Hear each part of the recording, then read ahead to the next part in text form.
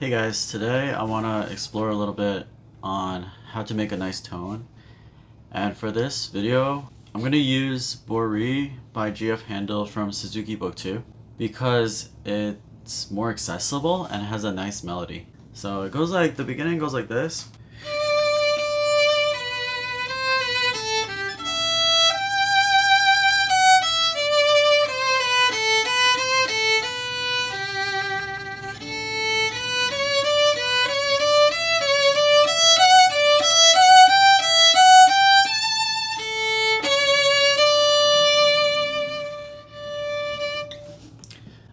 So like in order to produce a nice tone, I'm thinking about many different things, right? So I thought it would be fun and maybe helpful if I started to strip away things one at a time until I turn back into a beginner. And I start making like a more beginner kind of sound, right?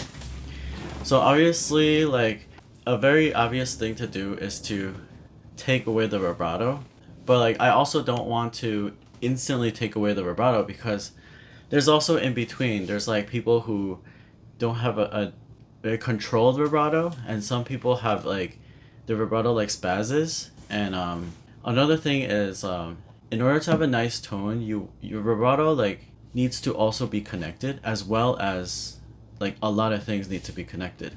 So some people like in between, they can do vibrato, but they don't realize they're not connecting vibrato as much. So and then another huge thing is the weight of the bow. A lot of people tend to forget kind of or overlook how important it is to pay attention to the weight of your bow as you're swinging the bow, and like the weight of your bow, especially as you change the direction of the bow. So like if I do this,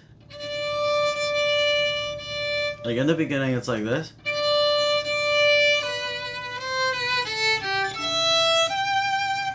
I'm actually paying a lot of attention to the weight of my bow as I'm changing the direction, because if you don't think about that,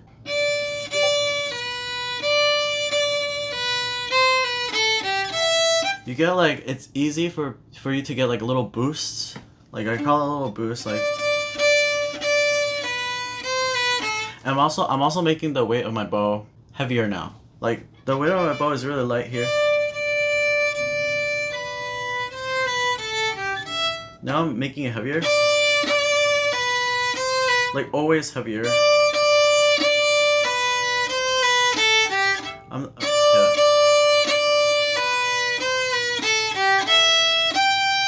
But see, now I'm making it lighter.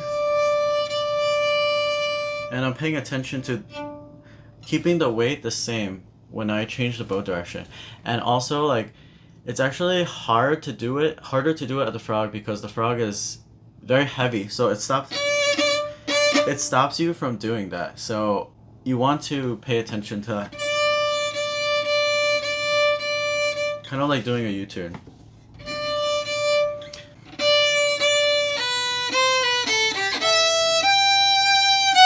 Look how I stripped away my vibrato, the complete. I'm not vibratoing at all. And you see how like it's a drastic difference if I keep my bow heavy and just go back and forth.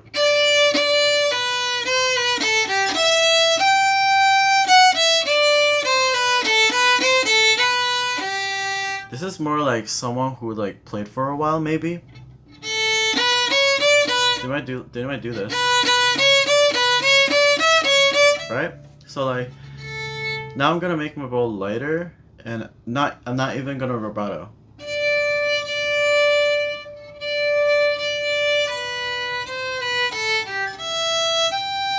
And like I'm making my bow lighter, and I'm paying more attention to the weight of my bow at the edges of my bow changes. Like when you change the direction of your bow, you don't want to change the weight of your bow as much as possible.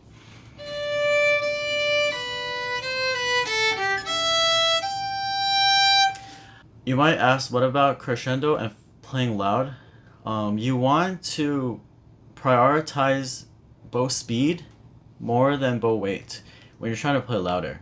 This way you can sound more smoother, basically. But if you're getting louder and louder, you definitely want to add more weight, but it's not just loud equals add more weight and soft means lightweight, basically. It's not just that, but you want to prioritize light bow weight and more speed for louder.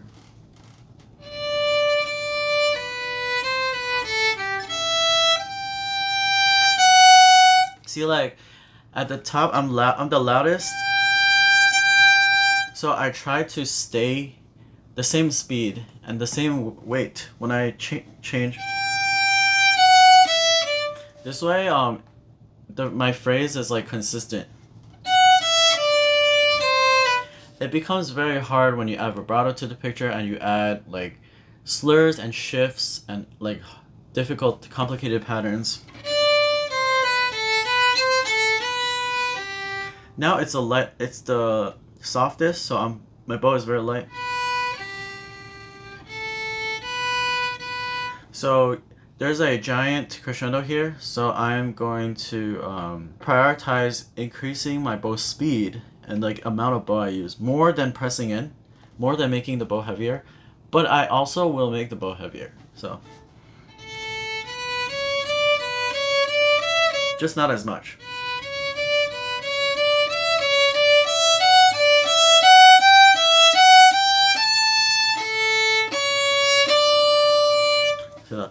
See that? I think that's the main difference maker between like a more beginner sound versus a more advanced sound. Of course, vibrato is another big factor. Like you don't expect a little kid to like vibrato like usually.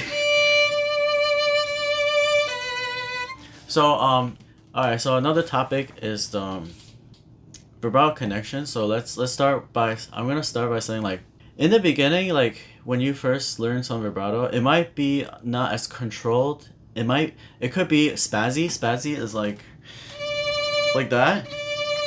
So like vibrato is actually nicer when it's a little bit wider and slower. Not this is too much, right? But like somewhere in between that. Somewhere in between and maybe like that. The second thing is your vibrato should be as consistent as you can when you're playing through a phrase. So like if I'm vibratoing like this, I want it to like be consistent onto the next note when I change onto the next note. Like, so that is another reason why you want to make your bow changes as smooth as possible, so your vibrato can connect through as well.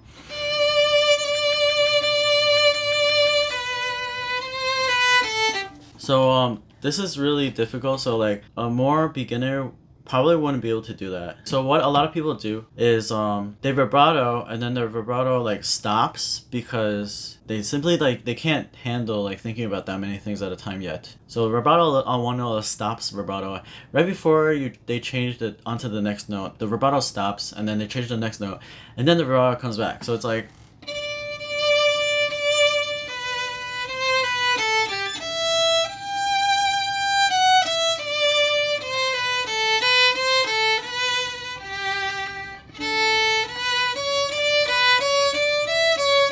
I'll try that again. So that's that, right?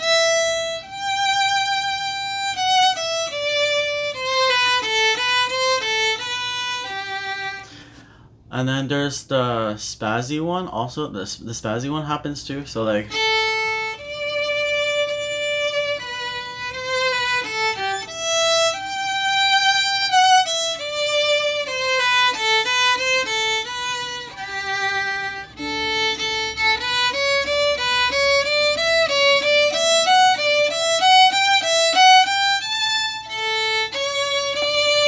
there's also that one. So I'm gonna play it nice one more time.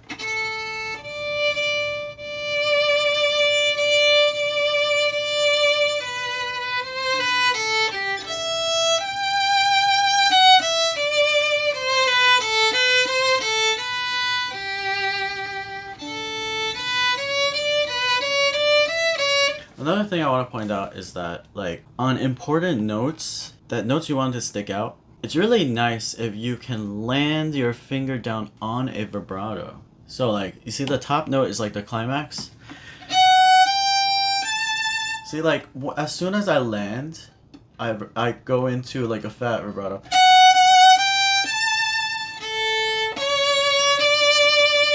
Let me show you, if I forget about my bow weight one more time.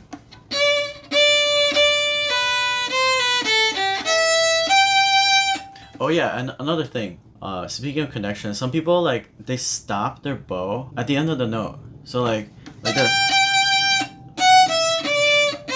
This is like really, like, really big beginner probably.